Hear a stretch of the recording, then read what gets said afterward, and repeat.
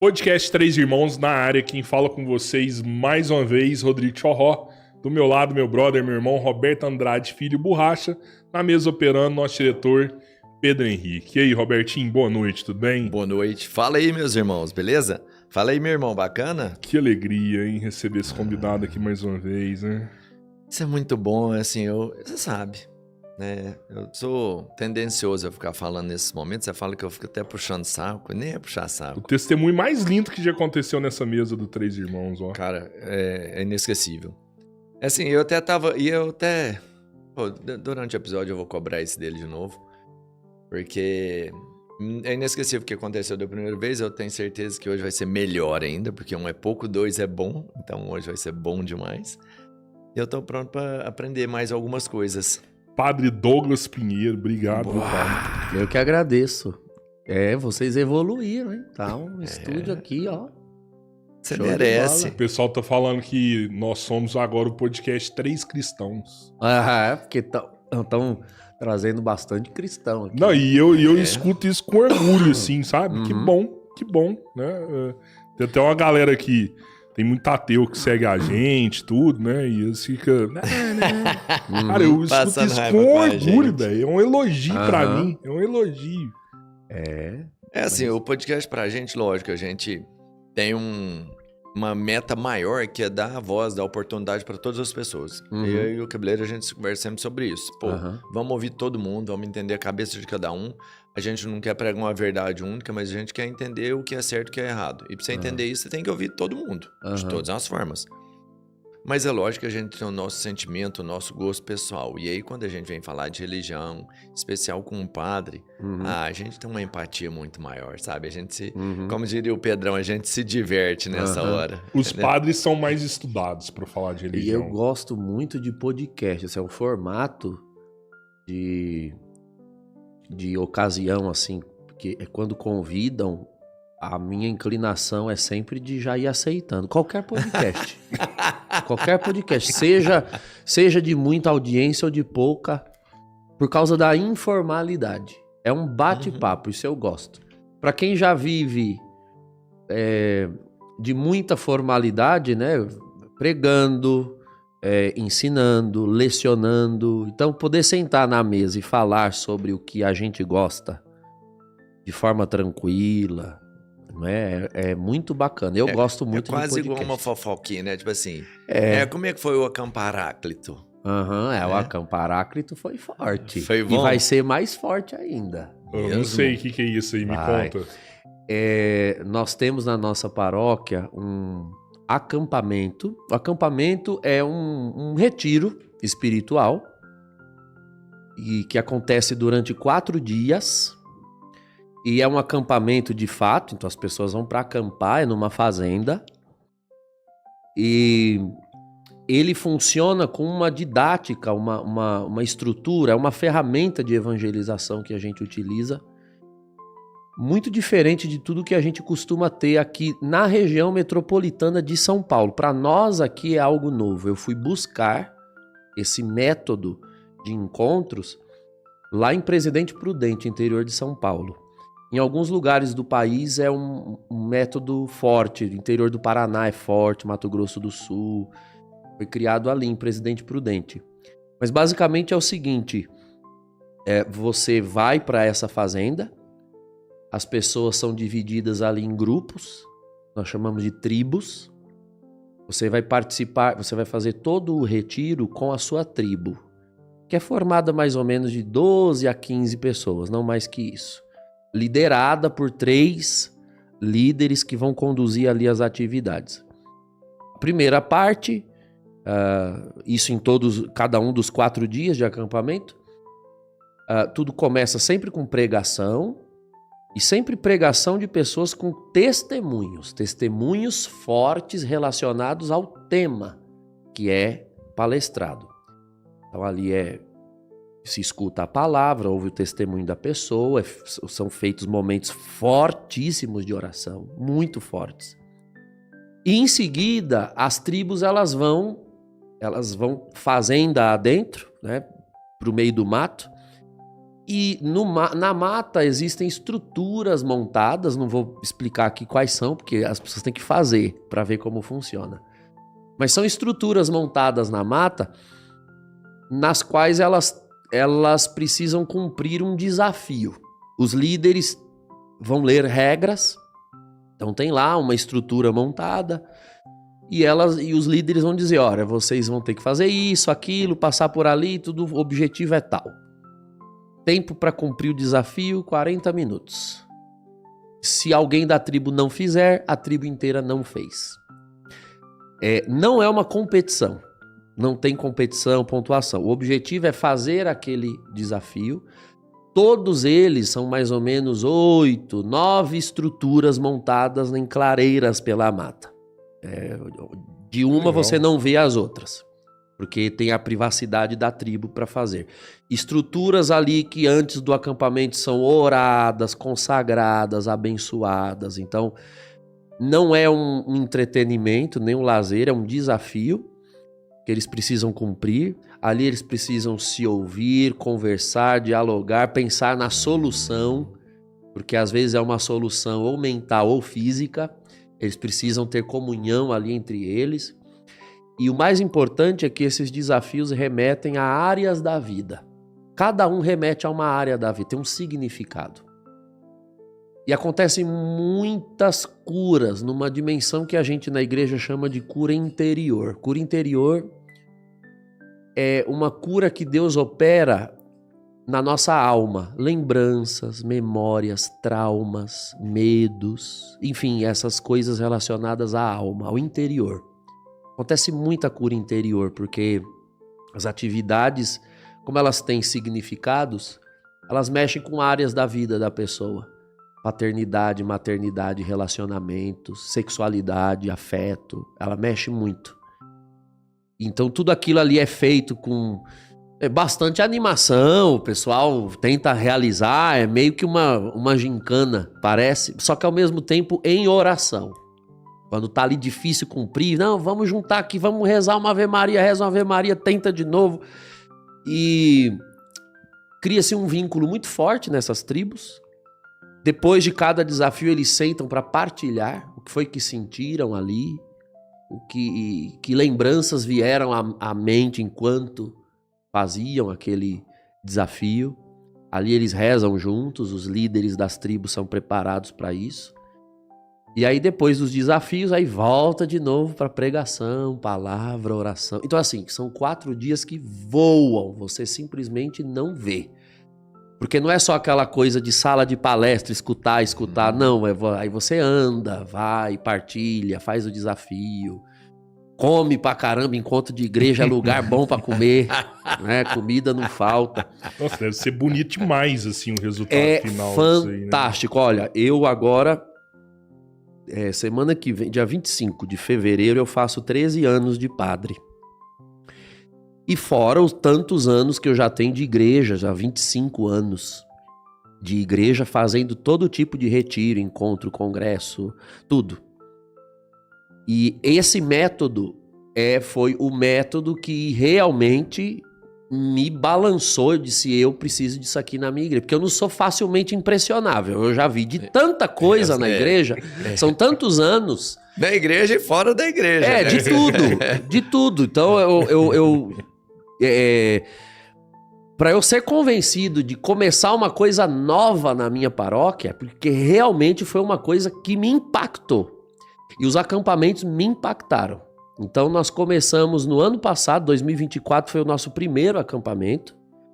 Foi o primeiro não só da minha paróquia, mas de toda a nossa região. Ali da região de Osasco, né, que é a minha diocese.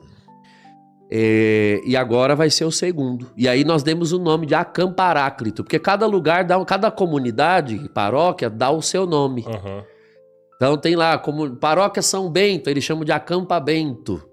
A paróquia Nossa Senhora de Fátima, a minha também é Nossa Senhora de Fátima, mas uma outra paróquia Nossa Senhora de Fátima já tinha criado o nome Acampa Fátima. Acampa Fátima. Eu falei, não, então o nosso vai ser Acamparáclito, porque Paráclito é um dos nomes bíblicos para o Espírito Santo.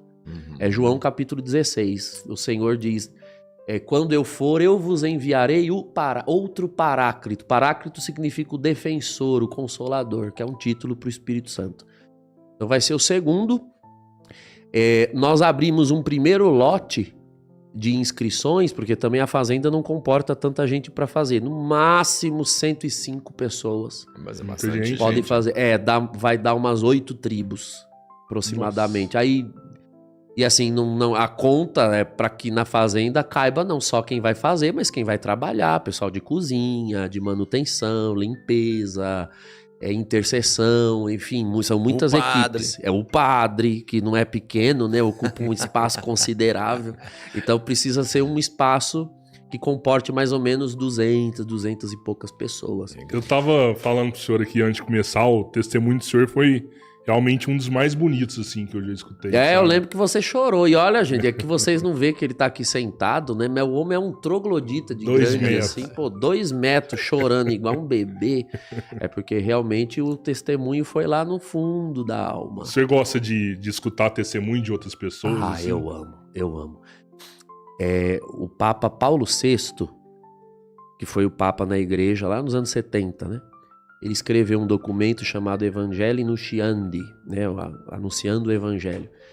E lá ele diz uma frase que se tornou muito famosa na igreja. A gente usa muito em várias citações. As pessoas têm dificuldades de ouvir pregadores, mas elas amam ouvir testemunhas. Elas só ouvem, dão credibilidade a testemunhas. E quando ouvem pregadores é porque esses também são testemunhas.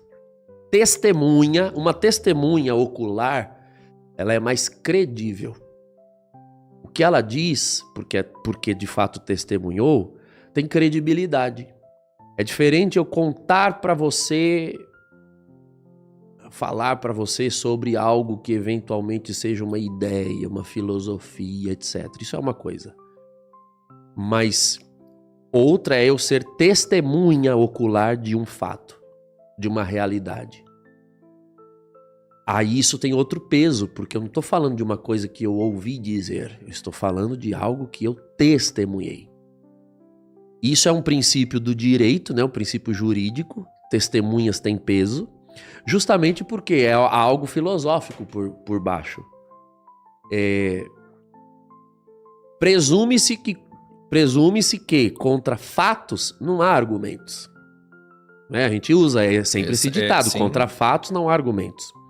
Então, se uma testemunha traz um fato, aquilo verdadeiramente foi visto, então como contra-argumentar?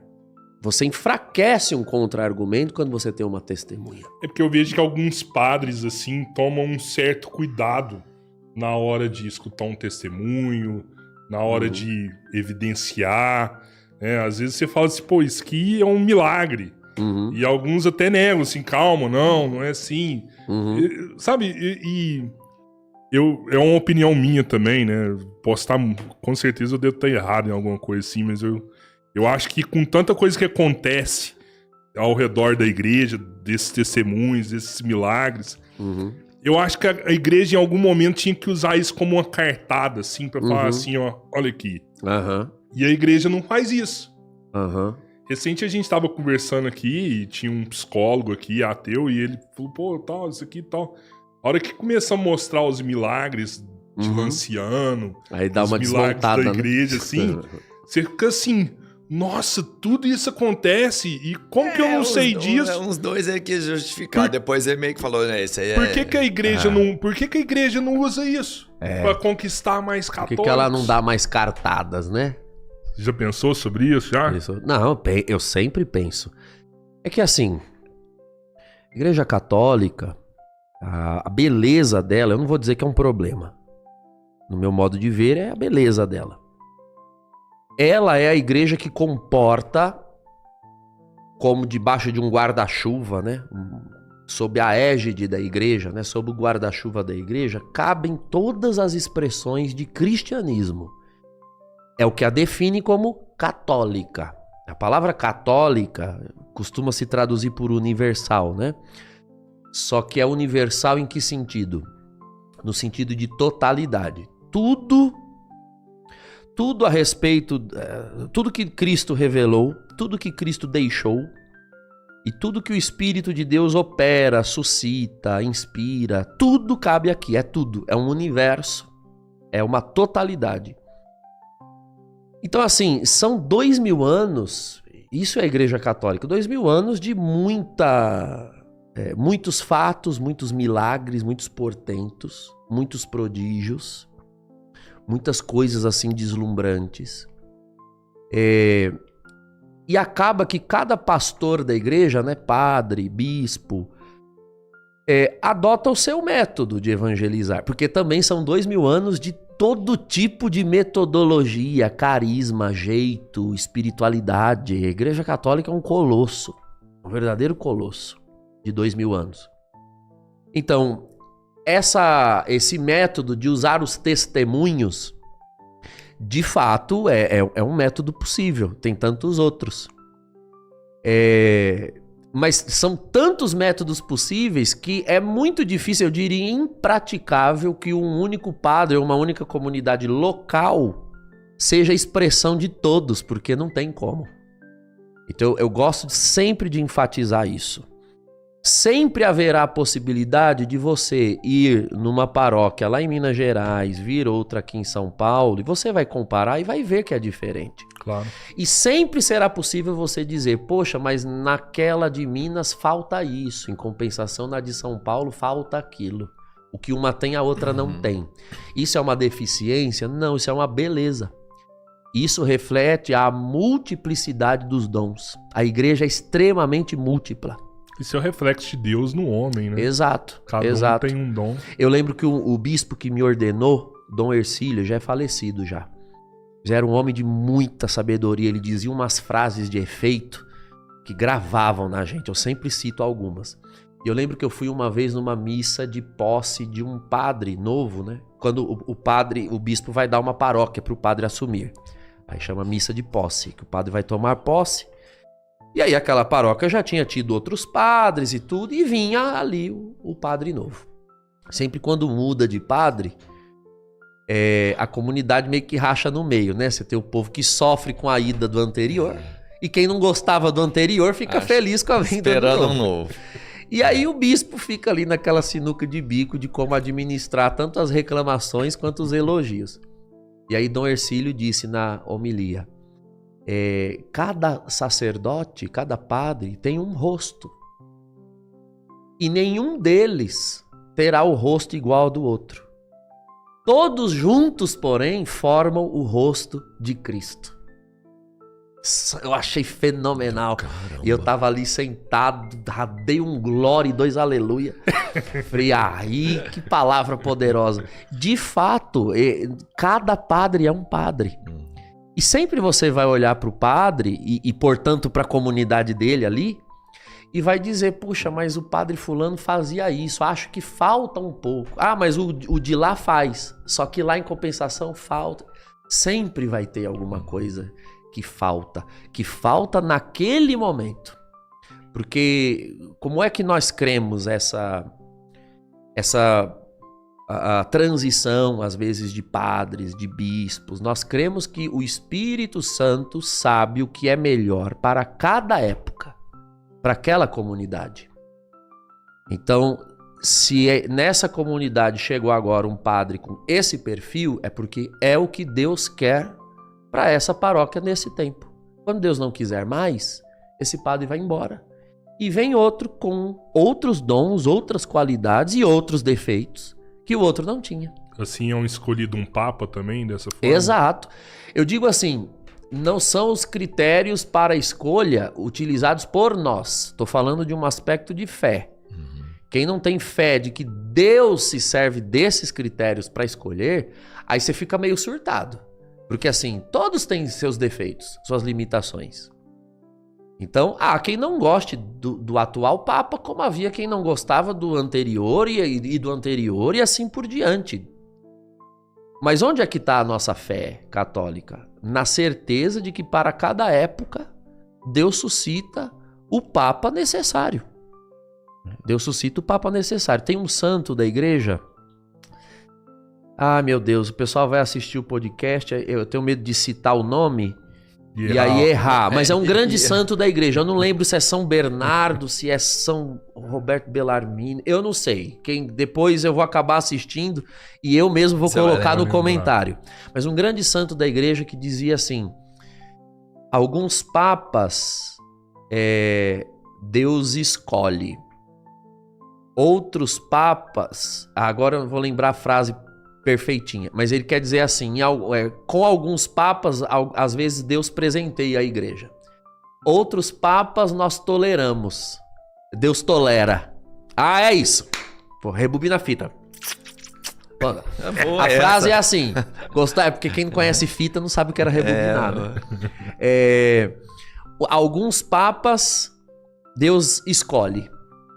A outros Deus tolera. E a outros Deus inflige. Ele dizia. Acho que ela fez uma pesquisa ali e mandou pra mim o nome. Deixa eu ver. São Vicente de Lérez. Isso mesmo. São Vicente de Lérez. Alguns papas Deus nos dá. A alguns ele tolera. Outros nos inflige. E era um grande santo da igreja. Por quê? Porque Deus é soberano na igreja. Então, tem épocas, é desonesto você olhar para a história da igreja e ficar usando papas podres, bispos podres, quando existiram papas santos, bispos santos. Esse papa atual, você acha que Deus deu, Deus tolerou, Deus está infligindo? Aí você me complica. Não, Deus deu, Deus deu. Não, Deus deu. Deus deu. Ele tá até internado, coitado. Não tá bem de saúde. Papa Francisco. Sabe, assim, o que eu de verdade eu preciso aprender aqui, e essa é a pessoa ideal para me ensinar, é que eu sou católico, mas eu não sou praticante, enfim, então mas sempre católico de BGE. É igual tipo eu que sou um vegano não praticante. Eu gosto de uma picanha, sabe? Mas sabe o que é um problema, principalmente aqui no podcast, onde a gente traz todas as pessoas? É que quem fala geralmente contra Maria, por exemplo, né? E porque ela é exclusivamente aceita na igreja católica. E ortodoxa. E aí, você vai e fala assim, não, mas vocês são idólatras. Tipo, idólatras. E ela não tem nada a ver com o santo. O que é que eu tenho que responder nessa hora? Primeira coisa, vou colocar as coisas no seu devido lugar. A devoção, a reverência, esse afeto pela figura da Virgem Maria, ela é predominante no cristianismo. Por que se tem, às vezes, essa impressão de que é só dos católicos? Porque aqui no Ocidente, existem duas expressões majoritárias de cristianismo, que são os católicos romanos e o protestantismo. Isso. Mesmo no protestantismo, justiça seja feita. Protestantes históricos, como anglicanos, que é a igreja da Inglaterra, na época da Reforma Protestante, o rei Henrique VIII. E os luteranos, que são a primeiríssima, que remonta a Lutero, eles ainda mantêm um grau de devoção a Maria. Lutero escreveu um livro chamado Magnífica, todo a respeito da Virgem Maria. Lutero. Esse livro é traduzido aqui pela editora Eclésia no Brasil. Tem em português. Original alemão. E os anglicanos têm devoção à Virgem Maria. Então existem protestantes marianos. Aqui em Curitiba, por exemplo, existem a irmã Nehama e a irmã Ádola. Um beijo para elas, se elas forem ver essa minha fala. São irmãs que eu quero muito bem. Elas são irmãs da Comunidade Evangélica de Maria. Comunidade Evangélica de Maria. Elas são protestantes, de origem batista. Uma é de origem batista, a outra eu não me lembro agora. Mas tem essa ordem, uma espécie de ordem religiosa, só que é protestante. Criada pela Madre Basileia, na Alemanha, que era luterana. E a inspiração para essa comunidade é a figura da Virgem Maria. Então, esse malveso com Maria, isso começou não na reforma protestante originalíssima com Lutero e nem com Henrique VIII. Isso começou com o calvinismo, né? De Calvino para lá. Então, assim, não existe o protestantismo. Quem for às forras da história vai compreender que existem protestantismos.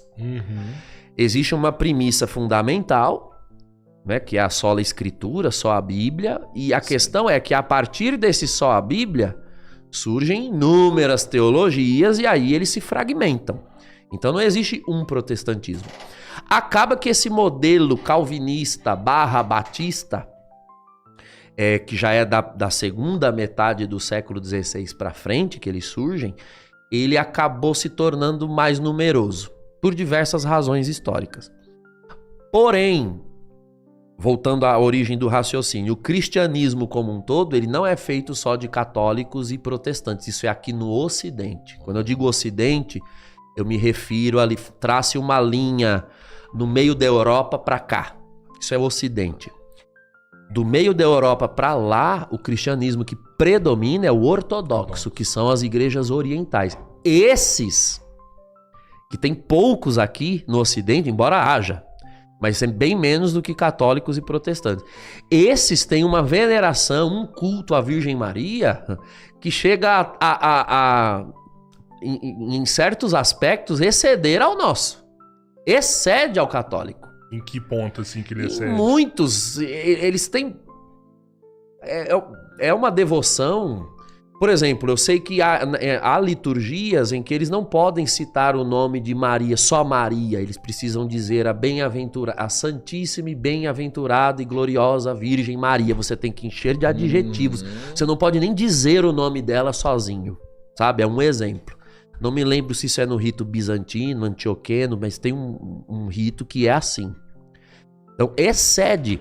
Existe, inclusive, uma linha na Igreja Ortodoxa, não é doutrina ortodoxa, mas uma linha teológica que defendia um teolegúmeno. Teolegúmeno é uma teoria, uma teoria teológica, que o pessoal chama de teolegúmeno. Que eles chegavam a afirmar o absurdo, é herético, mas só para exemplificar a que ponto vai a devoção mariana dos ortodoxos. Eles chegavam a afirmar que Deus constituiu em si uma quaternidade. Deus não seria uma trindade. Ele assumiu a figura de Maria de tal forma que ele a incorporou a si mesmo. Claro que isso não é aceito pelo cristianismo predominante, mas eu estou dizendo, é só para dar o exemplo da temperatura a que chega a devoção mariana. Nós ocidentais nunca chegamos nesse ponto, para vocês terem uma ideia. E lá no Oriente eles já tiveram que combater pensamentos como esse. Mas faz sentido. Não acha, não? O quê? De assumir a Virgem Maria e fazer uma quaternidade? Ela gerou Deus dentro dela, né? Exato. Mas o argumento, o argumento para desfazer essa teoria é muito simples. É o simples fato de ela ter sido criada. A Virgem Maria é uma criatura. O que define a natureza divina, a substância divina, é a eternidade. Deus sempre existiu, ele é um ser incriado. Então, ainda que Deus assuma uma figura humana, é um ato de assumir, mas assumir uma criatura pela própria natureza, pelo seu próprio ser, pela sua constituição ontológica, nós diremos. Ou seja, por aquilo que ela jamais pode ser um Deus. Ainda que queira, porque é da natureza da coisa. Né? Uma coisa não pode ser ela e outra. É um princípio de lógica aristotélica básica. Né? Um ser só é idêntico a si mesmo. Então, claro, mas eu dei esse exemplo só para que vocês percebam a que nível chega a reverência, o amor pela Virgem Maria dos ortodoxos. Então não é real isso de que isso é coisa de católico. Porque eles não são católicos, eles são uma outra igreja cristã, separados de Roma.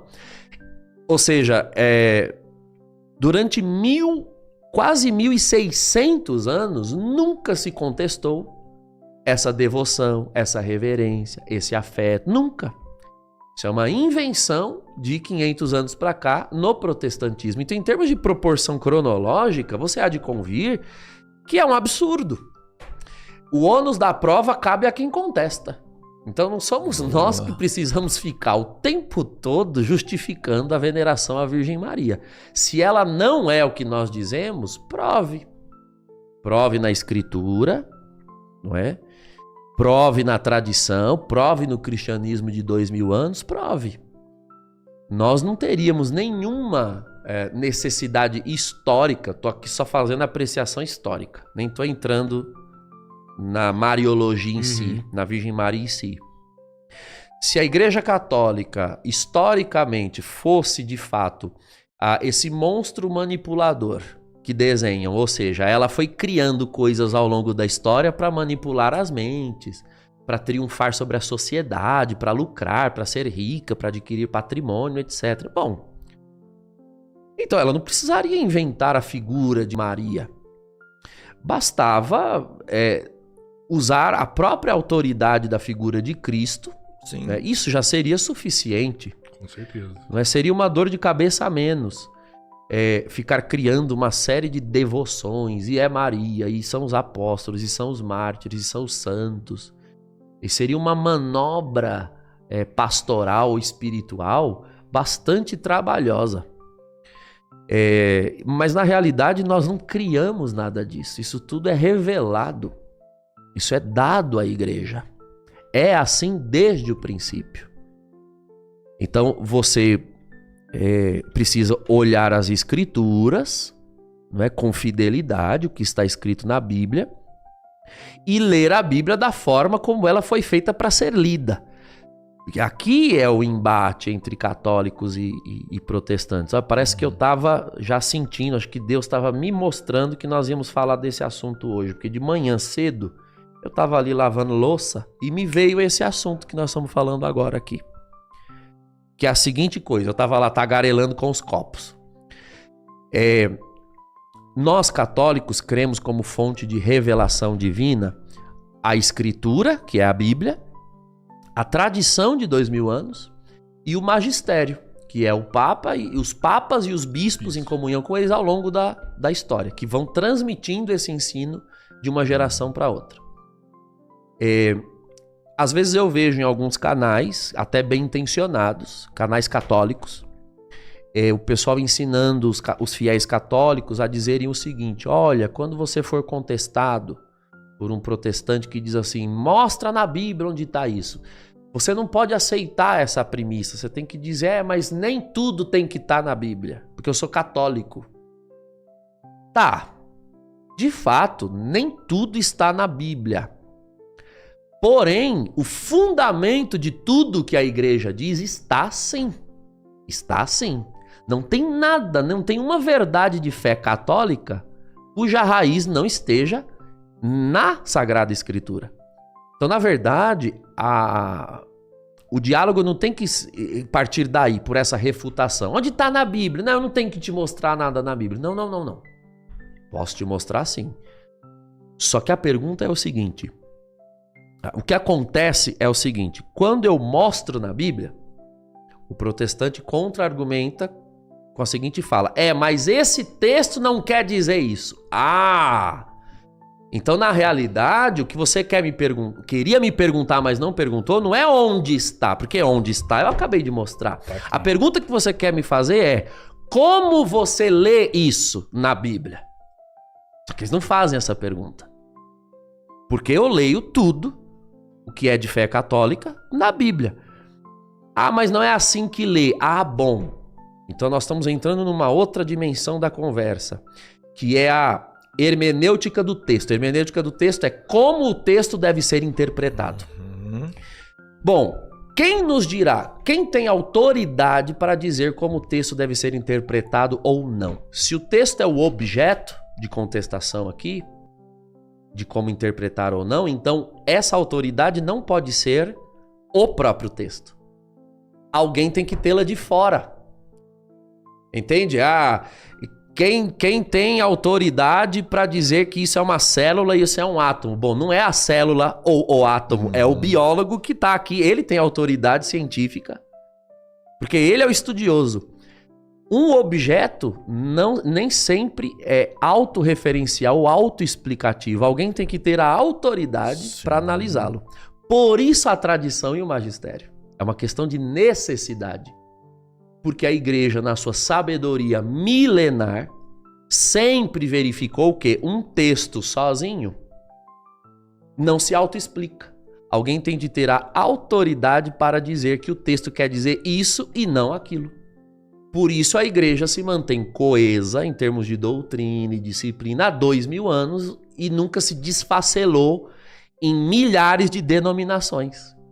Então o protestantismo, ele se embrenhou numa aventura lá no século XVI que não deu certo. Não deu e não dá. Porque quando você diz só a Bíblia, já está provado, assim, eles têm 500 anos de verificação, é uma questão de ser honesto, de verdade, com todo o amor aos meus irmãos evangélicos, eu amo de paixão a muitos deles. Mas é uma questão de honestidade. Não existe só a Bíblia. O que existe é só a minha interpretação da Bíblia, porque eu preciso interpretar o texto. Ele não se autoexplica. Você pode usar textos da Bíblia para desdizer outros textos da própria Bíblia.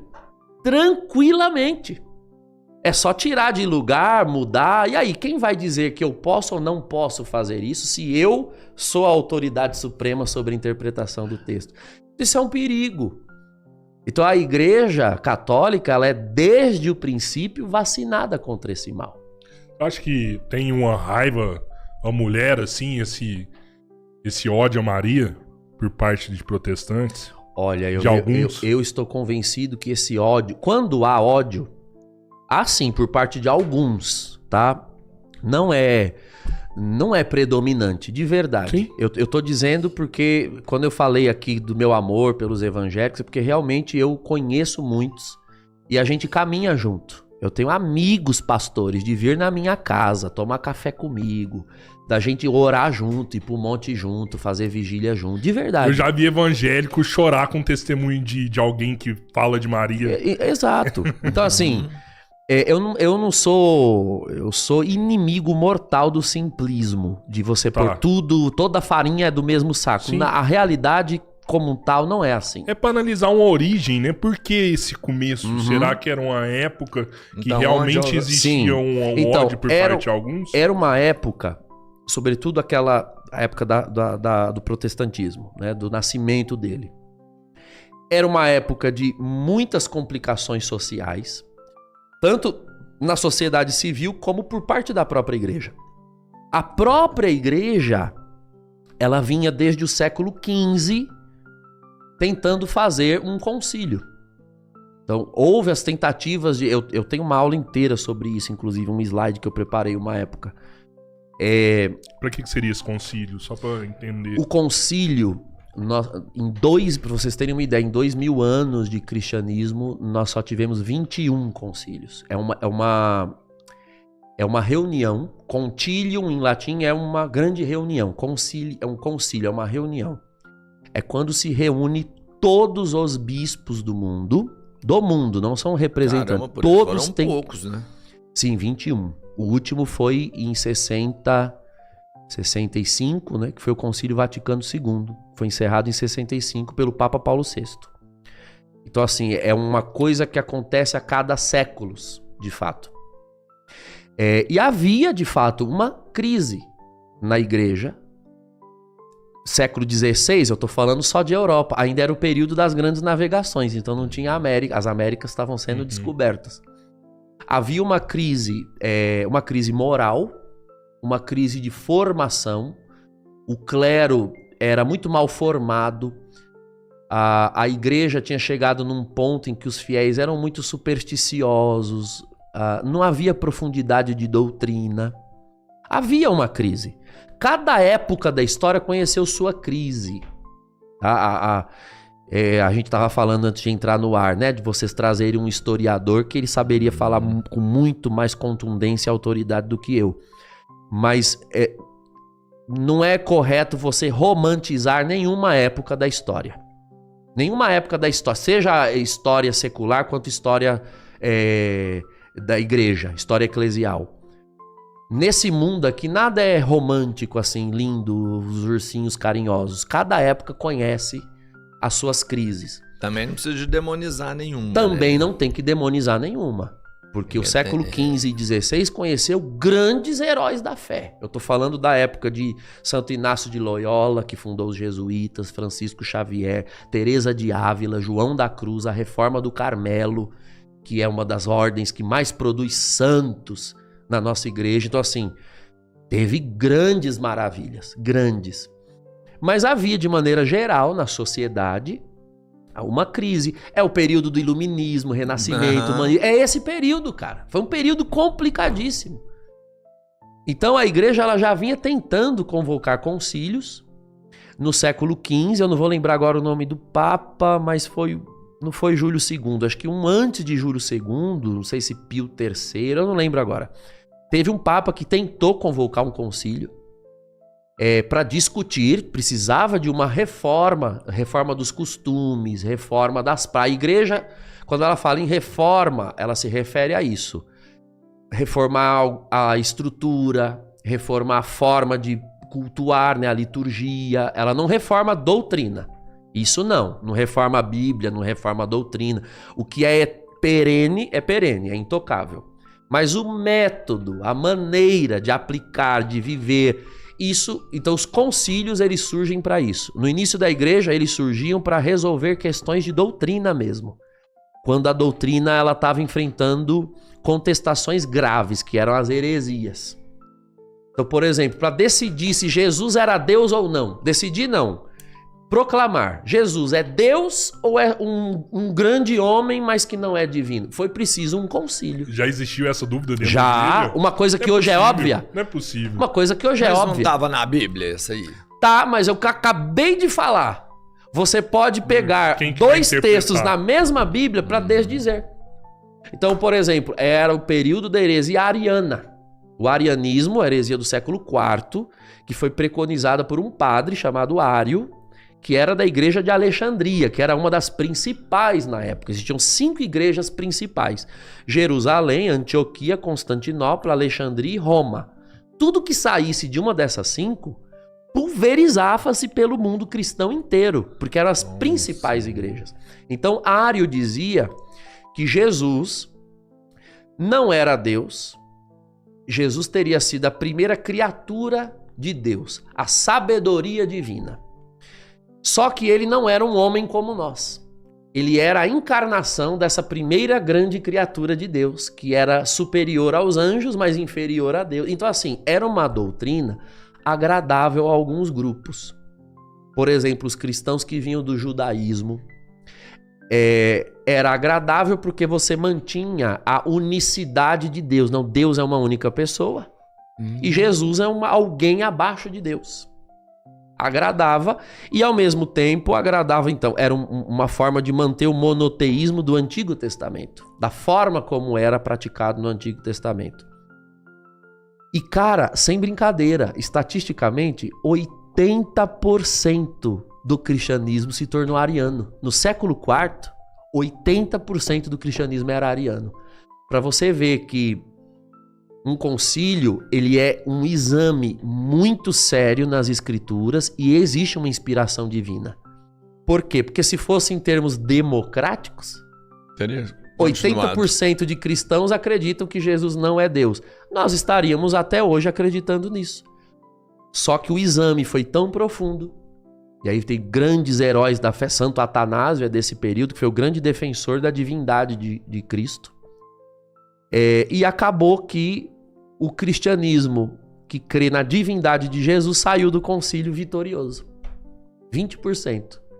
Porque não é o número de pessoas que crê. Verdade é verdade, ainda que ela esteja do lado da minoria. Teorema entende? de Pareto. Mas você sabe que isso traz um 20% conflito do que você usa resolve todos os seus problemas. Isso, ao meu ver, assim, traz um conflito bíblico. Porque se Jesus é Deus, Adão tinha que ser Deus também.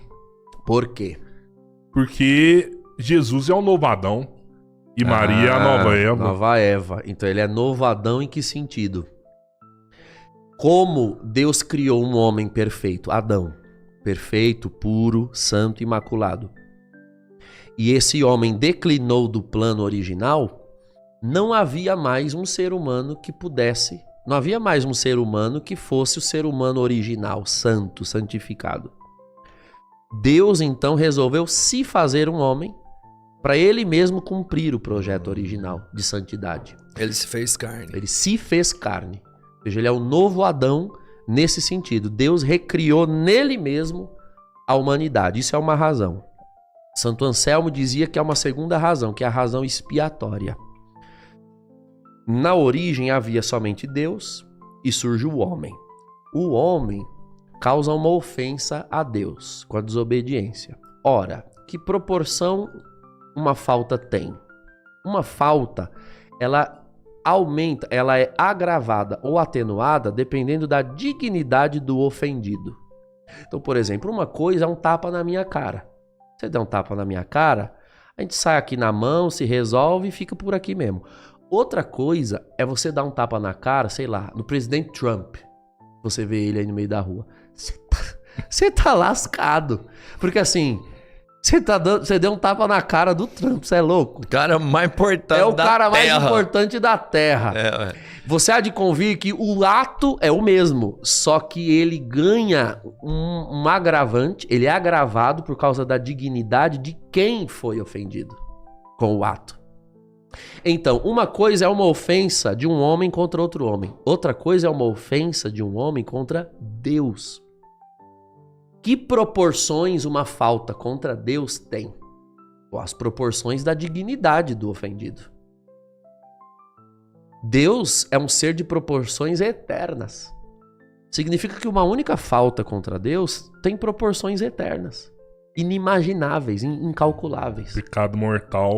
O pecado, ele é isso. Ele é uma falta contra um ser eterno e que, portanto, tem um valor danoso, um valor nocivo eterno. Então, como eu faço para sanar, para expiar, para satisfazer, né, para reparar uma ofensa eterna contra um ser eterno? Porque aqui na história você só tem Deus eterno e o homem limitado, contingente, mortal. Como um ser humano limitado, mortal, pode quitar uma ofensa eterna contra um ser eterno, sendo que ele não tem nada de eterno para dar? O máximo, aquilo que de mais próximo nós temos de algo eterno é a nossa vida. Você teria que dar a alma, né? Você teria que dar a vida, a alma, e ainda assim não quitaria, porque a sua alma não é eterna. Eterna é um ser que sempre existiu e para sempre existirá. Por mais que a gente exista para sempre, a gente não existe desde sempre. Ok, então esse cálculo ele ficou impagável. O pecado era impossível de se quitar, porque quem tem responsabilidade de quitar? O homem. Mas quem é o único que tem proporções eternas? Deus. Então o que Deus fez? Ele desce e se faz homem para, como homem, quitar a dívida. Ele dá a sua vida. Ele dá a sua vida. Só que a vida desse homem, Jesus Cristo, é uma vida de proporções eternas. Uma doação única da vida dele quita todo o pecado do mundo. É o que quer dizer a expressão, ele é o Cordeiro que tira o pecado do mundo. Porque agora você tem finalmente um homem como nós, só que é eterno como Deus. Se ele dá a vida dele, em nome dos homens, a dívida está quitada. É o que Paulo diz numa das suas cartas. O documento que nos acusava, que nos condenava, foi rasgado pela sua morte. Então ele veio assumir o nosso lugar porque nós é que tínhamos a responsabilidade de quitar, mas não tínhamos como fazê-lo. E ele veio fazer no nosso lugar. Isso é Santo Anselmo. É a lógica da expiação. Dito de maneira bem simples, ele fala isso numa obra bem longa, bem elaborada.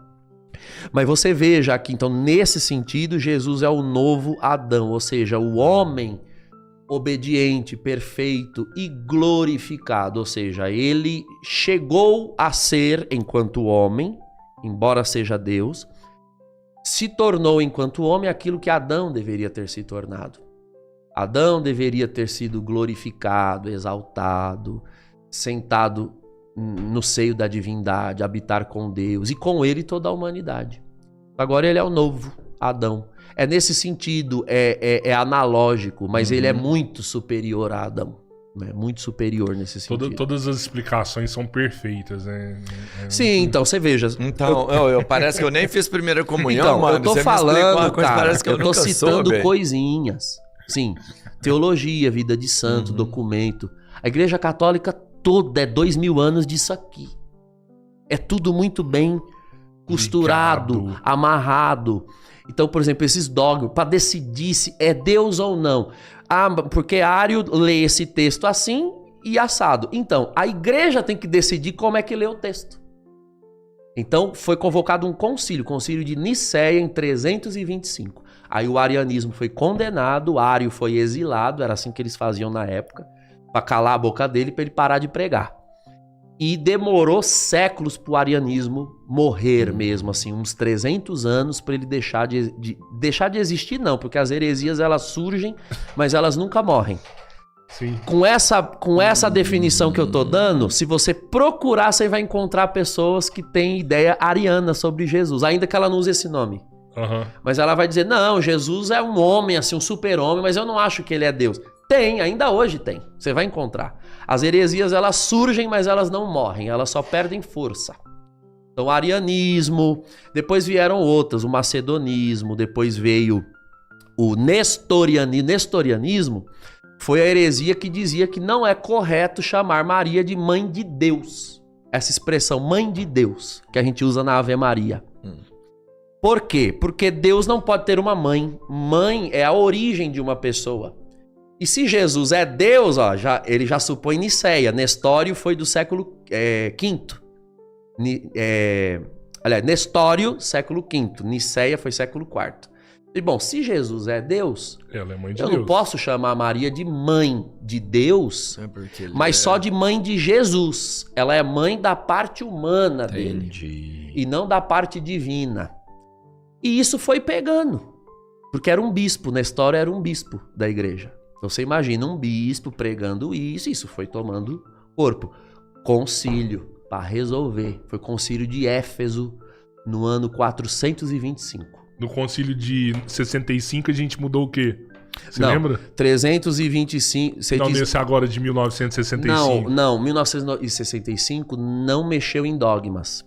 Foi um concílio, a gente chama de concílio pastoral. Foi muito mais para decidir Os rumos da igreja. reformas metodológicas de evangelização. E foram mudadas assim algumas posições da igreja, protagonismo dos leigos na igreja, a liturgia, ela foi modificada, a missa, né? Se o padre rezar de costas ou não, Isso de é costas, na verdade, virado versus Deus ou versus populo que a gente fala. A liturgia foi reformada e outras coisas foram algumas coisas no sacramento da ordem, a maneira como era feito. Toda a liturgia, os outros sacramentos foram todos reformados. A gente fala muito da missa, mas não foi só a missa. Os outros sacramentos também foram reformados. O senhor acha que pode Os acontecer? sacramentos não mudam.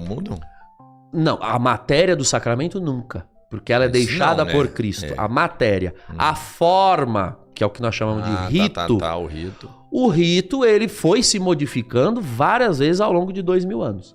Ele mantém um núcleo que é imutável. As palavras de Nosso Senhor, a matéria do sacramento. Então, nunca você vai ver a igreja mudar a matéria do batismo. O batismo é água. Vamos batizar com Coca-Cola, com fluido de freio. Não. A matéria é água. As palavras são essas. Pai, Filho e Espírito Santo. Isso não muda. O que pode mudar é algo no rito prolongado. Isso foi mudando. Vai ser feito no início, vai ser feito isso aqui no muda, final. isso vai, isso aqui é facultativo, isso aqui não é. Vai fazer na língua local, vernáculo, né? Como foi reformado, vai fazer em latim. Isso foi mudando. Na origem da igreja, tudo era em grego. Tudo era em grego. O latim ele começou a ser introduzido na igreja a partir do século IV. Porque a língua do império foi mudando, do império romano, da sociedade romana. Então a igreja precisava acompanhar. Você prefere Tem essa missa voltado, em assim, latim? algumas em latim, não é? Tem. Eu amo o latim. O latim, ele tem uma razão, ele tinha uma razão de ser e ainda tem a mesma razão de ser. Em primeiro lugar, ele denota comunhão.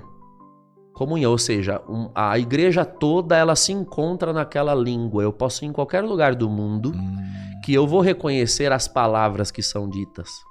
Porque se eu vou à missa desde sempre, desde pequeno, então eu me adapto, eu começo a me acostumar com aquelas palavras. Não é verdade o que querem alegar, que o povo não entendia a missa. Não é bem assim. Não é bem assim, porque o povo acompanhava a missa. Eu tenho esse livrinho que eu fiquei depois que minha avó faleceu. Minha avó faleceu com 91 anos e ela conheceu a missa antiga antes do concílio. É a missa tridentina, né? Tridentina, porque do concílio de Trento. Foi um concílio que foi feito no século XVI. Que a gente vai voltar, que deu volta no assunto, que foi o século da Reforma Protestante. Então, minha avó conheceu o missal, que era o livrinho que o povo acompanhava a missa. Ele era bilíngue. Ele tinha 2 colunas. Você tinha aqui a missa e aqui do lado, em português, ela traduzida para você ler. E isso em todos os países era assim. Todo mundo entendia. Não E era um sabia problema. tudo Bastava mesmo, saber ler. É que nós estamos falando também de século... Tá, a missa foi reformada na década de 60. Você tinha dos anos 60 para trás, talvez um índice de analfabetismo um pouco maior. Sim. E voltando séculos para trás, maior ainda. Ok, então quem não soubesse ler, pode ser que tivesse essa dificuldade. Porém... Pra ele tava tudo em latim, né? Tava tudo em latim. Porém, existe uma coisa desde sempre na igreja chamada catequese, que é o local onde você é ensinado a respeito dos elementos da fé. Então, na missa não se explicava a missa, mas se explicava a missa na catequese. Olha, quando o padre fala essas palavras, ela quer dizer isso, isso. A catequista sabia ler. O padre sabia ler quando dava catequese. Mas o católico sente falta da catequese. Que é outro assim, assunto. a gente vê que, tipo, episódios onde o padre vai e faz uma catequese aqui com a gente, o povo fala, Sente nossa, 90 anos na igreja. Eu nunca ouvi isso. Eu isso. escuto muito isso quando eu ensino certas E aí coisas. também tem hora que a gente fala sobre isso, alguns vai lá e falam, opa, mas é obrigação sua como católico procurar. Tá lá na internet, é só buscar que o conhecimento tá lá. Mas mesmo assim, você ainda vê várias pessoas falando, eu sinto falta de uma É que nem catequese. sempre pro fiel é fácil pesquisar, assim, sem método, aleatoriamente. De fato, é necessário alguém que conduza no caminho do conhecimento. Mas se eu te perguntar uma coisa assim, você fica nervoso, sei lá, por Não, exemplo, pergunta. qual que é a diferença? Se eu ficar, eu vou dizer. Da Fala, hóstia, fala, qual que é a então. diferença da hóstia consagrada e a não consagrada? Você ouviu isso em algum lugar, hein? Qual é? Pera aí, deixa eu ver onde foi que ele ouviu isso. Qual é? Aí fica hackeando os Ele convidados. ouviu num podcast ou ele ouviu numa aula... você ouviu numa aula que eu fiz sobre o católico... na minha página. Na minha página. Não me irrita. Me irrita saber que em algum lugar há um padre que era responsável por fazer com que essas pessoas não tivessem esse nível de ignorância e ele não fez por onde. Eu quero crer que ele não tenha feito por limitações e não por maldade. É o que eu quero crer. Talvez o dom dele era outro. Ou tem lugares, cara, no Brasil que vê um padre a cada 1 ano. Sem brincadeira. Região amazônica. Tem lugares na Amazônia. Para chegar um padre, ele tem que andar 20 horas de barco, às vezes 24 horas de barco para rezar uma missa. Eu conheci um pessoal daquela região de São Gabriel, da Cachoeira, lá na cabeça do cachorro, que o pessoal fala, na Amazônia. Ficaram 5 anos sem uma missa de Páscoa. Eles não sabiam o que era uma missa de Páscoa, porque não chega padre. Então assim, esse padre quando vai, ele reza a missa, batiza todo mundo, casa todo, faz o que dá e vai embora porque ele tem que atender outra comunidade. Então eu quero crer que não foi maldade, foi realmente limitação. Mas isso que você ouviu num vídeo que eu fiz foi um exemplo que eu dei justamente de alguém que perguntou, mas padre, qual é a diferença entre a hóstia consagrada e a não consagrada? É assim, é catequese a mais básica da básica da básica. desse por satisfeito dessa pessoa ainda vir perguntar pro padre querer aprender, ou seja, mesmo Sim, sem a mas catequese básica, ela ainda se diz católica. Ela ainda se crê católica, graças a Deus. Tem que dar graças a Deus. Eu respirei fundo quando eu ouvi essa pergunta. Eu disse, olha, filha, a diferença, assim, é muito pouquinho, assim, é que uma é assim, é farinha e a outra é Deus. Assim, é bem farinha e Deus tá ali. Aí, como assim, padre? Tá, eu vou explicar. E você tem de ter paciência. Ninguém nasce sabendo. Né? Ninguém nasce sabendo. Chega um dia que alguém tem que ensinar. Então eu fui ensinar qual era a diferença entre... Né? Ou comunidades que não sabem, por exemplo, a diferença entre reunir para rezar o terço e ir à missa. Tem também. Tem comunidades que trocam facilmente uma missa pela reza do terço. Por quê? Porque como ficam anos, meses sem ver o padre, o que sustenta a fé daquele povo, toda semana, ali ou todo dia, é a reza do terço. É o terço. Então assim, não vai ter missa? Tranquilo, a gente reza o terço, porque eles estão acostumados. Mas você acha que elas estão pecando? Não estão Não tem pecando. padre? Não porque não tem. Não De tem fato, padre, não não tem. é culpa delas. Né? Não. É totalmente inimputável. Ainda que haja uma falta à missa.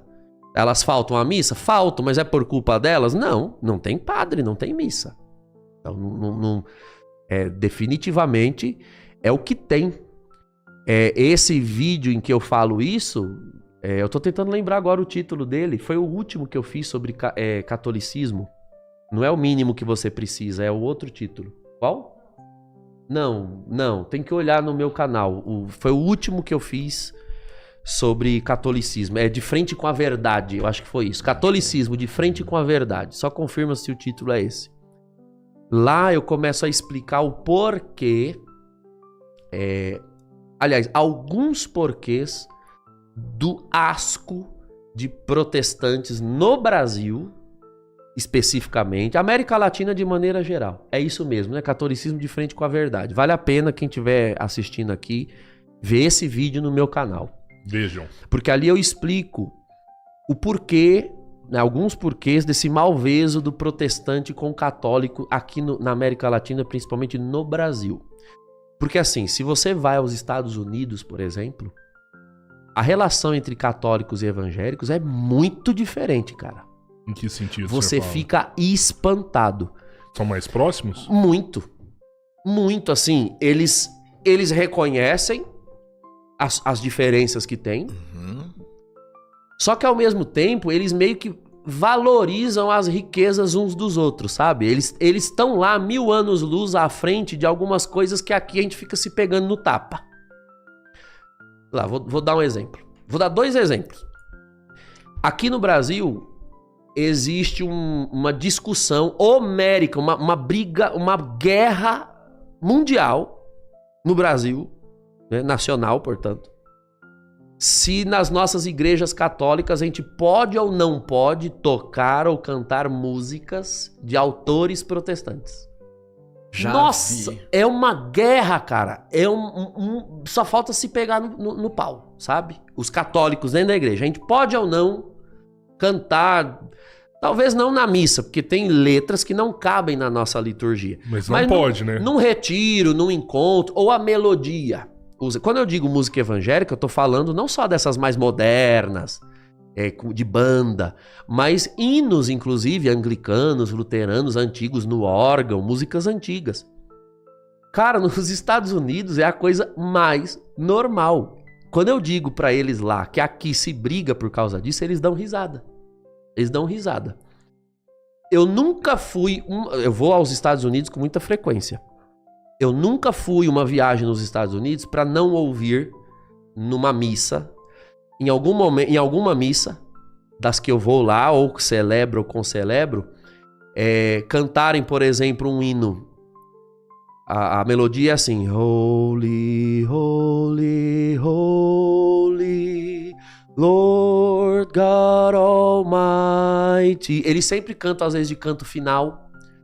Ou eles pegam a melodia e adaptam a letra, encaixa a letra do nosso santo. A gente tem o santo que canta na liturgia e ela encaixa nessa melodia. E canta-se em missa lá, sem nenhum problema. Essa melodia, se eu não me engano, é luterana ou anglicana, Holy, Holy, Holy, não lembro. Não existe isso nos Estados Unidos. Quando eu digo pro católico americano, nossa, se lá no Brasil a gente tocar essa melodia e disser que é de autor protestante, o povo pare um filho na hora. Eles ficam, oh God, why? Eles não entendem, não entra na cabeça deles. Porque é ridículo. Para eles é ridículo. Um outro exemplo, vocês já ouviram falar no livro O Monge Executivo? Ficou muito famoso. É um livro sobre lideranças, formação de liderança. Aqui no Brasil ficou bastante famoso uma época. É um livro muito bom. E o cara que escreve o livro, ele tá contando uma história pessoal dele. Que ele era um gerente de uma grande empresa. E aí, um momento, ele entra numa crise de liderança e começa a ter uns problemas na empresa e o chefe dele diz, olha, isso aqui é problema de gestão e a culpa é sua. E ele se achava um cara super competente, pá. E aí ele tá em crise lá, em casa, e a esposa vê que ele tá cabisbaixo, acabrunhado, e ele diz, não, vamos falar com o nosso pastor, porque eles eram luteranos. Aí o pastor, aconselhando ele, disse, não, você tá precisando fazer um retiro espiritual, porque um retiro vai te ajudar a sair dessas crises. Aí o pastor passa para ele o endereço de um mosteiro, agora eu não lembro se é beneditino, né? É um mosteiro beneditino, para ele ir fazer um retiro. E aí ele vai e passa uma semana lá ouvindo os monges. Mas assim, no texto, você vai lendo o texto, é a coisa mais normal. Ah, ele foi no mosteiro beneditino fazer um retiro. No quarto dele tinha um pastor batista que também foi fazer o mesmo retiro. E eles fazem o retiro. Um brasileiro, quando lê aquilo, ele... Peraí, um protestante está indo fazer uma semana de retiro no mosteiro de monges católicos. O americano não vê problema. O retiro não é para formação de líderes? Ah, mas quem vai dar é monge. Colega, é para formação de líder? Então eu vou. Assim, é algo de bom que os católicos oferecem e eu estou precisando. Eles não têm isso, cara, sabe? E assim, o cara é luterano e não vai deixar de ser luterano, provavelmente. E o monge... E é incrível a história, como ele fica amigo do monge, e o monge aconselha ele, e tira ele da fossa, ensina ele a ser líder. É fantástico o livro, mas eu tô contando aqui as primeiras páginas.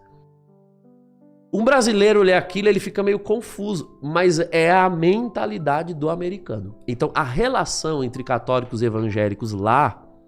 Não vou dizer que não tem as suas tensões, porque não é verdade. Tem os pontos de tensão. Só que assim, aqui tem toda a tensão. Se não tiver, a gente cria uma. Mas é o nosso sangue, é o sangue latino. Então, mas não é... A gente é muito mais pacífico que eles. Ele quer provar a sua verdade. Quer brigar nessa hora. Essa gente broseada quer mostrar o seu valor. A gente quer mostrar que tá certo, o sangue quente. Mas você veja, não é só uma questão cultural. É realmente histórica. Histórica. O tipo de catolicismo que chegou os Estados Unidos foram colonizados pelos ingleses, que já eram protestantes. Então, as origens dos Estados Unidos são protestantes, principalmente com os puritanos, e depois com os batistas, que chegam lá mais pra frente.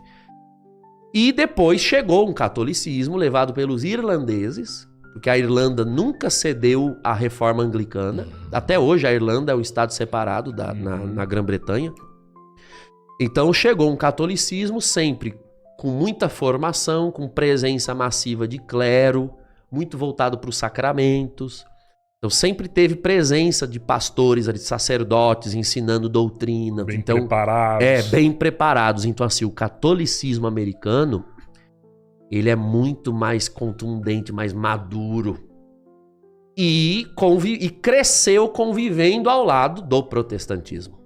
Aqui não. Aqui foi o seguinte. Chegou um catolicismo, no princípio, de excelência, trazido pelos jesuítas. Porque os jesuítas tinham um nível de excelência, de formação. Cara, é pra cair pra trás. Se você vê um currículo das aulas que os índios tinham com José de Anchieta, nas reduções aqui em São Paulo. Você já leu já? Cara, é de invejar qualquer currículo de qualquer universidade agora, viu? Aí você entende o nível de baixeza intelectual que se chegou o ensino hoje. José de Anchieta chegou no Brasil com 19 anos. O cara tinha 19 anos. Ele aprendeu a língua tupi, que era só uma língua oral. Os índios não tinham escrita. José de Anchieta aprendeu a língua de ouvir, criou um alfabeto, Hoje existe uma escrita do tupi, porque José de Anchieta, padre José de Anchieta, criou. E ele traduziu textos bíblicos para o tupi, ensinou os índios a ler, alfabetizou com os textos bíblicos. É fantástico. O cara passava... Não. Mas aí você está esquecendo de uma coisa que é fundamental.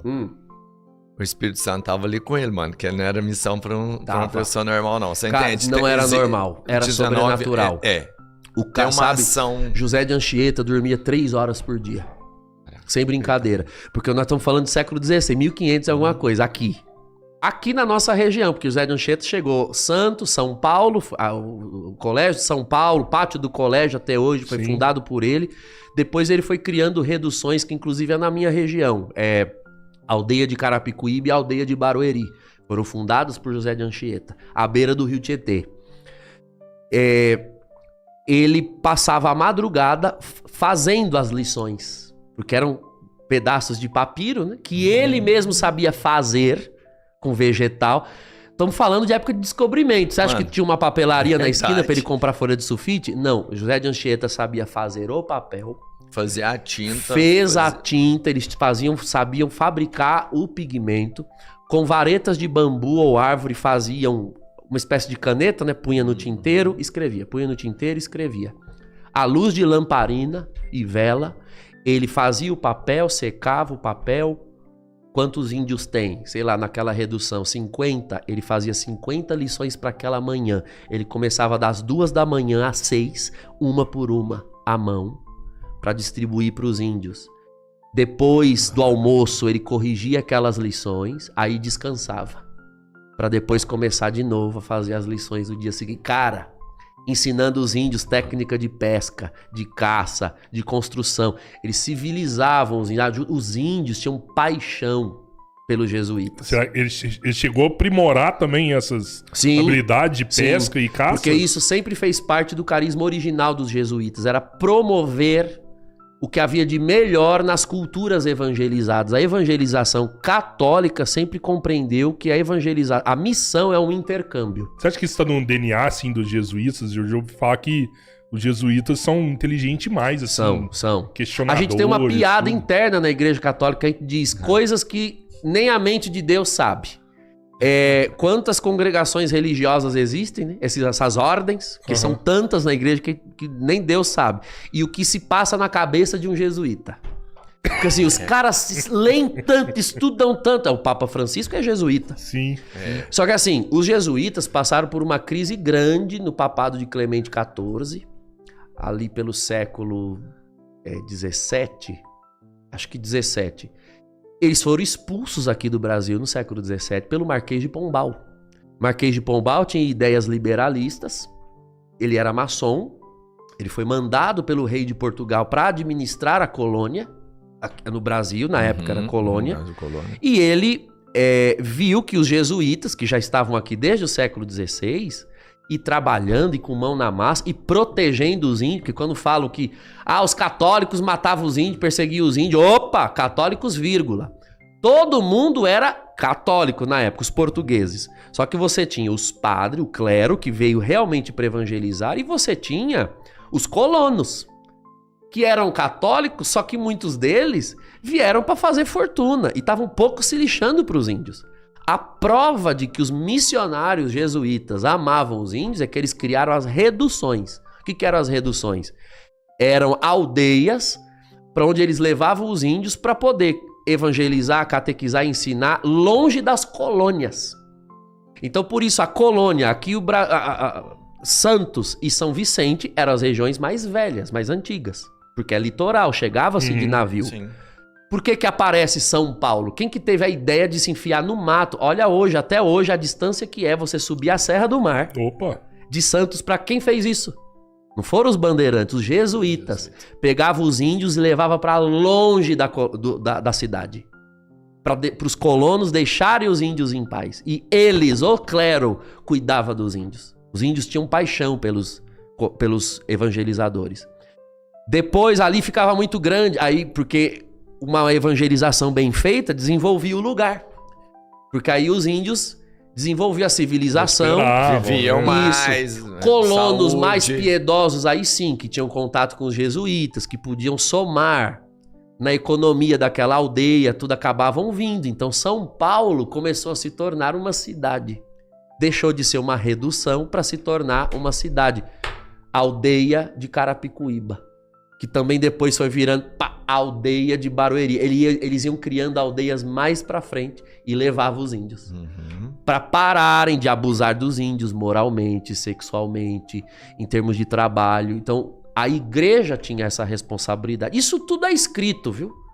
Isso tudo é documentado. Amplamente documentado, Quando se conta a história com outro viés, saiba que é um viés já ideologizado. É com você quer que as pessoas cheguem a uma conclusão que não é a verdadeira. Fato é que, quando o Marquês de Pombal expulsa os jesuítas, como é que fica? Ficam todas essas cidades. Então, já no século XVII, então os jesuítas já não cuidavam só dos índios. Já eram os principais párocos das aldeias, das cidades, das principais cidades do Brasil. Os jesuítas são expulsos da noite pro dia. E há uma séria dificuldade de Portugal conseguir outras ordens para assumir a igreja no Brasil. Então, o povo, os leigos no Brasil, nas cidades principais, sobretudo ali em Minas Gerais, né? Vila Rica, Ouro Preto, Mariana, Paraty, Santos, Rio de Janeiro, todas essas cidades mais antigas ficam desguarnecidas de clero. E o que é que o povo precisa fazer para manter a fé católica? Eles começam a criar as práticas devocionais, que é o que dava para um leigo fazer. O que é a devoção? São aspectos que, sim, são da fé católica, tem a ver com a fé católica, mas eles provêm dos sacramentos, provêm da escritura, mas é uma expressão secundária. Que são o quê? Os terços, as procissões, as irmandades, as romarias, o culto aos santos. Então, assim, era isso que sustentava a fé católica do povo. Era fazer a promessa, era viajar, era subir a passarela de joelho, era queimar a vela, era rezar o terço, era fazer novena. Era isso que tinha. Isso configurou o catolicismo brasileiro nos 200 anos que se seguiram. Então, assim, o que se tornou o catolicismo no Brasil? Um catolicismo de muita reza, devoção aos santos, à Virgem Maria e tudo, mas sem sacramentos, sem pregação da palavra, sem catequese, porque não tinha quem desse. Então, isso forjou a fé católica nos 200 anos que se seguiram. Quando, depois da proclamação da independência, houve um acordo em que se admitiu a chegada de protestantes no Brasil, porque o catolicismo era religião de Estado, tanto no período colonial quanto no Império. 1822 para frente. Só que aí foi feito o acordo do Atlântico, que era de comércio no Atlântico. E permitia. E o imperador Dom Pedro I assinou alguns acordos com a coroa britânica. Porque tinha algumas questões ainda com Portugal, porque o Brasil rompeu relações com Portugal. E os britânicos eram anglicanos, protestantes, e já eram um país berço de outras expressões protestantes. Então você tinha anglicanos, metodistas e batistas na Inglaterra. Os ingleses começam então a atracar nos portos brasileiros e fazer colônia aqui. Então os primeiros protestantes começam a chegar. E o que eles encontram aqui? Católicos ajoelhados aos pés das imagens, carregando imagem para lá e para cá, e é imagem, é procissão, e é novena, e é promessa. Um catolicismo, só que um catolicismo muito desprovido das razões evangélicas daquelas práticas. Porque aquelas práticas têm uma razão evangélica, bíblica. Só que quando você não injeta constantemente essa razão, você corre o risco de ficar com a prática desconectada das razões bíblicas, espirituais, autênticas. Se enfraquece. Exato. E é esse cenário de catolicismo que você tem, sobretudo, nas cidades mais antigas e nos interiores do Brasil. Nordeste, interior de Minas, Norte, Centro-Oeste, é o que você tem. Você tinha muita fé, mas você não tinha a base principal, né? Exato. Assim, a fundamentação. Exato. Então, assim, rudimentos básicos da fé cristã foram ficando para trás. A pessoa era muito devota, sei lá, de São Francisco ou de Santo Antônio, mas não sabia, por exemplo, a diferença entre a hóstia consagrada e a não consagrada. Você tá entendendo? Ela é devotíssima de Santo Antônio, mas ela não sabe se Jesus é Deus ou não é. Sabe? Umas coisas básicas. Então você imagina, os protestantes chegam aqui e encontram esse tipo de cristianismo católico, Sim. só que um catolicismo evidentemente manco por circunstâncias históricas. E aqui foi que começou a guerra. Porque então eles começam a cooptar os católicos para o evangelicalismo e protestantismo. Por quê? Porque os protestantes começam a pregar os rudimentos do cristianismo. E são esses rudimentos que dão consistência à vida espiritual do cristão. Então, quanta gente que, eu era católico, mas hoje eu aceitei Jesus. Essa expressão aceitar Jesus era muito usada pelos pregadores dominicanos no século XIII, quando faziam missões pela Europa. Domingos de Gusmão, Vicente Ferrer. Eles faziam grandes concentrações nas praças, pregavam o evangelho básico, o amor de Deus, o pecado, a salvação, e chamavam as pessoas para render as suas vidas a Jesus. E no final rezavam uma missa. Isso se fazia na Europa no século XIII.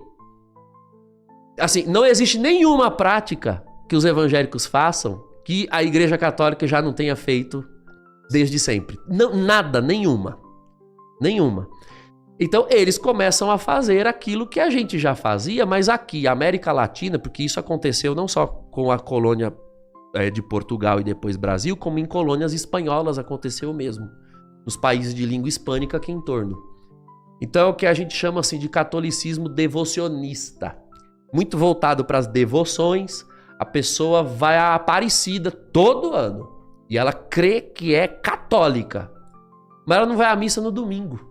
Entendeu? Mas ela acha que ela é católica. Não, eu sou católica, eu fui batizado criança, minha avó era muito católica, minha mãe. Mas e você? Eu vou à Aparecida uma vez no ano. Isso é ser católico para ele. E por muito tempo, realmente se creu que isso é catolicismo suficiente. E aí é que tá. O protestante no Brasil tem essa ideia. Católico quem é? Católico crê em santo, adora santo, e só é o santo. Não foi exatamente o que o catolicismo se tornou no Brasil? Por razões históricas. O catolicismo não é isso. Ele se tornou isso aqui. Quando tanto católicos de tradição familiar quanto os próprios evangélicos no Brasil começam a descobrir o catolicismo real, profundo, eles... Nossa, mas isso é Igreja Católica? Nossa, mas isso é católico? Não tem sido novidade. As redes sociais têm prestado esse serviço. Sim. Porque o protestante ele já cresce de berço, sendo ensinado que a Igreja Católica é X. Quando ele vê... Então, por exemplo, tem muito evangélico que aparece na minha paróquia, estarrecido de ver o meu jeito de pregar.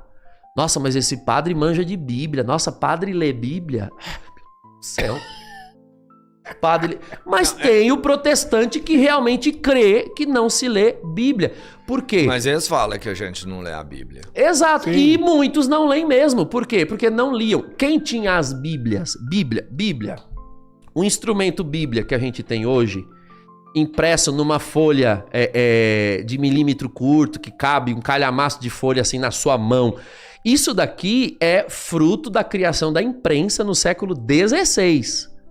Antes do século XVI, uma Bíblia ocupava uma sala inteira, porque ela era pergaminho, rolos de pergaminho, copiados à mão pelos monges copistas da igreja. A igreja, durante 1500 anos, teve que transmitir a Bíblia copiada à mão, versículo por palavra, uma Bíblia para ficar pronta levava de 15 a 20 anos. Nossa! 15 a 20 anos. Os jesuítas, quando chegam aqui, eles trazem volumes. Você imagina, numa caravela que demorava 6 meses para chegar no Brasil, era esse o tempo. 6 meses? 6 meses, de 5 a 6 meses. Muita gente pegava doença, morria, era jogado no mar. Muito. Então, a viagem de Portugal para o Brasil era 6 meses. Achava que era 3 meses. Mas... É entre 3 e 6, porque dependia muito de vento. Sim. Porque é caravela. Sim. Então, dependendo de vento, corrente marítima, tinham que mudar a rota, dar a volta. Então, era uma margem de 3 a 6 meses. Se perdia. Tinha mas muito que morria disso. 10% da tripulação em toda viagem. Era. Né? Todo mundo que vinha, isso é um fator histórico que é pouco água contado. Fudia, tudo cheio de rato. Era terrível. A comida estragava, contaminava. As pessoas pegavam todo tipo de doença. Então, quem entrava numa caravela não tinha nem certeza se ia chegar vivo. Os jesuítas vinham. Saía pra chegar lá na Índia, chegava aqui. Era. Então, assim... Não perdia muito não, né? Os jesuítas, para caber numa caravela, não vinha uma Bíblia. Eles traziam exemplares dos evangelhos. Eles já eram treinados na Europa, porque eles já sabiam, lá é só mato. Então nós vamos ter que aprender a fazer roupa, nós vamos ter que aprender a fazer comida, nós vamos ter que aprender a fazer as folhas, como escrever, como rezar a missa, tudo. Eles traziam o mínimo numa caravela e vinham grupos. Você pode ver nas atas, os padres chegavam todos em grupos, porque caso morra alguns chegam vivos. E como que eu identifico um padre jesuíta hoje? Hoje, você tem as igrejas, paróquias, conventos próprios dos jesuítas. Aqui perto a gente tem Itaici, em Dayatuba. Mas a roupa que ele veste é a mesma. Hoje em dia eles usam uma roupa... Eles têm um hábito próprio. É preto, assim, como a minha, só que não tem os botões expostos, assim. É um hábito muito parecido. Preto com uma faixa preta na cintura. É o hábito dos jesuítas. Mas eles, hoje em dia, não costumam muito usar o hábito. Às vezes eles usam a camisa clerical, que a gente usa. É mais difícil identificar. Os jesuítas têm uma história longa, tá? Eles não estão hoje como eram na época da fundação. Tá? Mas os jesuítas, ainda hoje, eles ainda são... Vamos falar assim, os que mais estudam, eles ainda são estudiosos? Não só eles. Hoje em dia tem muitas outras ordens, igualmente ou mais esmeradas ainda no estudo. Hoje em dia não depende tanto da ordem, depende da pessoa. Depende muito. Porque essas ordens antigas, quando eram fundadas, elas tinham um determinado carisma que envolvia certa necessidade de aprofundamento na pesquisa, na acadêmica. Os missionários, por exemplo, eles iam para vários países, tinham que ter facilidade em idiomas, tinham que ter, assim, um intelecto aguçado, homens de altíssima cultura. Para ir em missões, se mandava o que havia de melhor no clero, de melhor, porque estamos falando de levar a fé católica a territórios completamente inóspitos. Tinha tribos indígenas aqui no Brasil que eram antropófagos. A gente sabe disso. Gente, né? Tem um fato que é cômico se não fosse trágico. O primeiro bispo que veio para o Brasil era... Eu só lembro o sobrenome, que era Sardinha. Era Dom Antônio Sardinha, Manuel Sardinha, não sei. E quando ele chegou no Brasil, eu não lembro agora o nome. Quando ele chegou no Brasil, na época era ainda Salvador, a capital. Então ele chegou. Quando ele chegou, que ele viu o Brasil, que era só mato, perder de vista, ele se desesperou e falou: não vou ficar. E ele veio embora. Ele voltou pra caravela pra ir embora. Aí o povo disse que foi castigo de Deus, que ele veio pra ser bispo no Brasil, pra cuidar da igreja no Brasil. A caravela foi desviada, a rota, e foi parar numa aldeia indígena. E o bispo morreu comido pelos índios. Os bispos comeram sardinha. É porque virou piada, porque o sobrenome dele era Sardinha. Falaram, é uma sardinha? Vamos assar. Assaram e o bispo foi literalmente comido. É a história do Brasil isso. Então, pra você ver, o cara vir pro Brasil sabendo que ia enfrentar esse tipo de tribo. Ele não sabia se ia sobreviver. Vir, né? Ele não sabia nunca se ia voltar. Exato. A contribuição da igreja é gigantesca. E vieram. Então, assim... Esses caras chegaram, começaram um tipo de igreja E por razões históricas, essas intervenções todas que eu estou falando, a igreja foi adquirindo outra configuração. Hoje, nós católicos temos esse desafio. Não digo desfazer, mas digo melhorar, purificar um certo tipo de catolicismo que está incrustado há mais de 200 anos. Em muitas cidades, na mentalidade de muita gente. A gente fala evangelizar os batizados. É uma expressão que os bispos têm usado já de anos para cá. Pessoas são batizadas, crescem na igreja, mas não tem o mínimo de cristianismo. A gente tem que começar do zero com o povo de dentro da igreja como se eles fossem índios. É muito mais difícil, sabia? Porque é mais difícil você convencer alguém que diz que é católico de que ele não é tão católico assim, porque ele realmente acha que é, do que você pegar uma pessoa que não é católica mesmo, é pagã de tudo, arregaçada, e evangelizar ela do zero. Você acha que é mais difícil pegar o que é do zero? Não, é mais fácil. Fácil pegar o que é do zero. É mais difícil você convencer quem tá dentro da igreja. O que a gente ali, chama macaco velho de igreja. A pessoa tá 50 anos dentro da igreja, você vê que ela não tem uma experiência de Deus, sabe? Que ela não nasceu de novo, que ela não conhece o Espírito de Deus. É o cara que aprendeu, dizer pra ela. O cara que aprendeu a dirigir errado, você põe ele na autoescola. Ele não consegue parar de dar o vício Cheio de nunca vício. Mas mais você acha ali, que nunca tem, mais ali. você acha que tem uma porcentagem grande de pessoas dentro da igreja assim que realmente não tem uma experiência de Deus? Imensa. Imensa. E o que ela fica fazendo lá dentro? Tô falando uma experiência igual a que o senhor já teve. Não precisa ser uma experiência igual à minha. Porque a experiência de Deus, ela é muito pessoal. Eu não precisa estribuchar no chão e ter uma visão. Não. Tá. Eu sei que existem diferentes experiências, mas mesmo assim, uma experiência de sentir Deus. Exato. Uma experiência de sentido. E todo católico pode ter essa experiência? Claro, deve, porque senão não é um católico de fato. Eu tenho feito essa experiência nesses anos de ministério. Você assumiu uma paróquia, meu caso, eu assumo uma paróquia. E você tem ali pessoas que são católicas desde pequena. E qual é o trabalho principal de um padre? Principal. Ninguém vai me dissuadir do contrário. O trabalho principal de um padre é pregar a palavra. Ele reza a missa e, obviamente, a missa tem pregação da palavra. Pregar a palavra simples, pura, autêntica, verdadeira, sem fugir do texto. O texto é esse aqui. Pregar. Sem brincadeira. Não vou nem aumentar nem diminuir para vocês. Eu, o tempo todo, pego senhores, senhoras, gente que sempre foi da igreja, dizer: padre, eu realmente me converti aí hoje com essa sua pregação. A pessoa se converteu agora, com 70 anos. Ela tá desde pequena na igreja, fez primeira comunhão com 6 anos. Triste. Mas isso, ela faz a experiência de conversão agora. Quer dizer, é como você levantar uma casa para pôr a fundação, porque já construíram sem a fundação. Mas espiritualmente isso é possível. É só pregar. Pregar, evangelizar, catequizar. Você falou que sente essa deficiência de catequese, né, nas igrejas. De fato tem. O que eu tento fazer? Eu, por experiência, que é o seguinte: quem se diz católico, mas não é aquele católico, qual é o único lugar onde você pega aquela pessoa? Missa. Se eu disser assim: olha, gente, amanhã, tal hora, no horário separado da missa, eu vou dar uma catequese assim, sobre doutrina.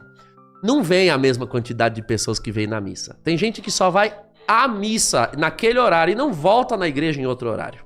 Você tem que pegar a pessoa naquele horário ali. Domingo, 9 da manhã, eu tô lá na igreja. Se eu disser que segunda à noite vai ter uma catequese, ela não vem. Ela vem domingo, 9 horas da manhã. Então, o que eu tenho feito nesses anos todos, em todas as paróquias onde eu passei? No fim das missas, eu pego 5, 10 minutos e dou uma catequese sobre um assunto. Doutrina mesmo. Então, na homilia eu prego o texto daquele dia que está ali, não gosto de fugir do texto, porque a nossa liturgia de domingo, ela é disposta de uma maneira que os evangelhos mudam a cada 3 anos. Então assim, esse evangelho que foi lido esse domingo, ele só vai ser lido de novo daqui 3 anos. Que é ano A, ano B e ano C. Então eu preciso aproveitar a chegada desse texto e pregar o conteúdo dele.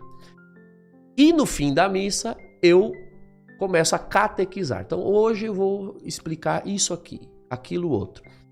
E aí eu digo para o povo, vocês podem me mandar dúvidas que vocês tenham e nas missas eu vou respondendo. E faço isso. Eu já estou há 8 anos na mesma paróquia, o pessoal manda, às vezes pela internet, na página da paróquia, ou na minha rede social pessoal. Padre, eu tenho uma tal dúvida de doutrina, o que a igreja diz sobre isso, sobre aquilo outro. Eu dou ali no fim da missa, tem os avisos que você dá. Eu falei, então, hoje eu quero dar uma breve catequese sobre isso aqui.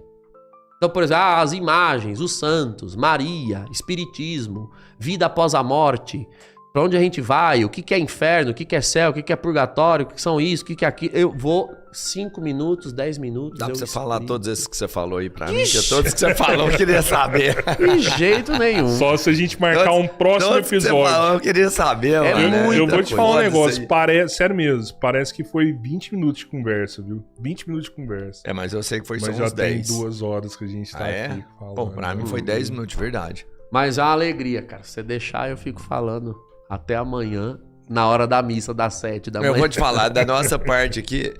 Eu não sei, da nossa parte a gente quer ouvir. Mas só que a gente sabe que você tem mais obrigações e cuidar da sua galera. Uhum. Quem quiser te seguir, você falou que tem uma rede social que a galera manda as perguntas, qual que é a... Sim, então quem quiser me seguir no Instagram, Padre Douglas Pinheiro, no Instagram.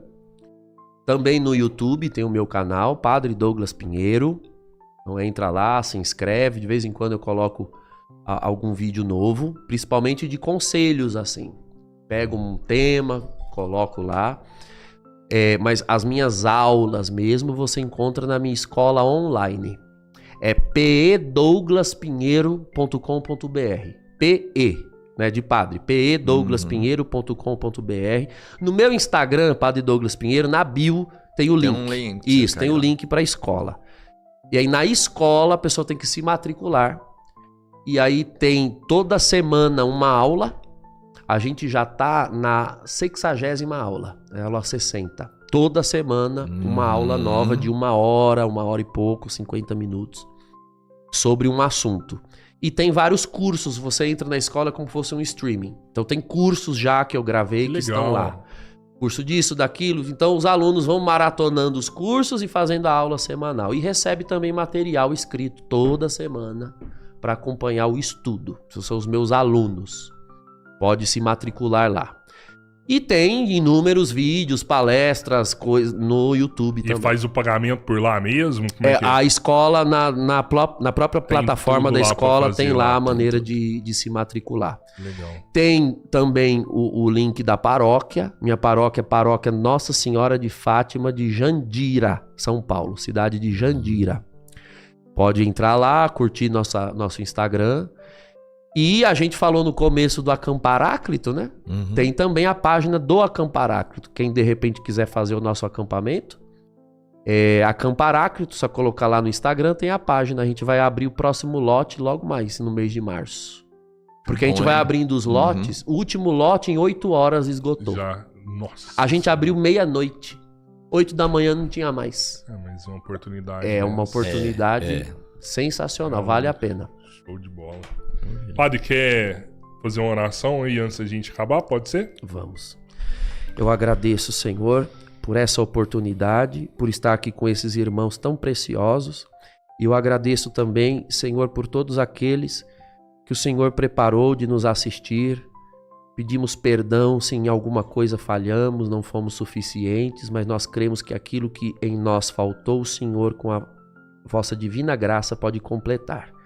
Que aonde chegar a nossa voz, onde chegar essas imagens, esse vídeo, chegue também o teu Espírito, Senhor, para abençoar, para curar, libertar, restaurar as forças, o ânimo e principalmente para amarem a tua igreja, a tua palavra. Agradeço, Senhor, peço que abençoe esse podcast, os irmãos que nele preparam, que a ele apresentam, que ele seja canal da verdade, do diálogo, e que sintam sempre também a tua presença em tudo o que ocorre. Peço a vós, Senhor, que abençoe os vossos filhos, pela intercessão da Santíssima Virgem Maria, nossa mãe, que os vossos anjos sempre os acompanhem. Que o Senhor vos abençoe e vos guarde, em nome do Pai, e do Filho, e do Espírito Santo. Amém. Obrigado. Eu que agradeço. Para não falar que é só de boca, eu vou te dar um presente aqui também. Esse aqui é de um parceiro nosso. Tá só embalagem, mas aceite é de coração. Tá? Olha só. É de um parceiro. Isso aí é até uma oportunidade. Quem tiver aí com a gente, quiser ter sua marca de roupa, quiser prosperar, empreender. Aqui, é, né? porque essa fábrica, na verdade, não é a nossa, ela é a sua fábrica. Então, se você quer ter uma marca de roupa, quer entregar roupas, quer ter um negócio de verdade, é só você entrar em contato com eles. Eles entregam em todo o Brasil, não tem pedido mínimo, te ajudam a criar a sua logo, o seu estilo mesmo. E se você quer empreender, pô, não precisa de quase nada, é só entrar em contato com a sua fábrica. Boa. E agradecer também o Instituto Oliver, carreiras policiais, formam policiais aí em todo o você não é um Brasil. empreendedor, você é um cara que é estudioso, né, que quer ter sucesso. É isso. Obrigado, viu, gente? Se inscreve aí, comenta o que vocês acharam do Segue o episódio. Padre Douglas também, se inscreva no canal, dá like e compartilha. Um abraço. Valeu, flui. Falou.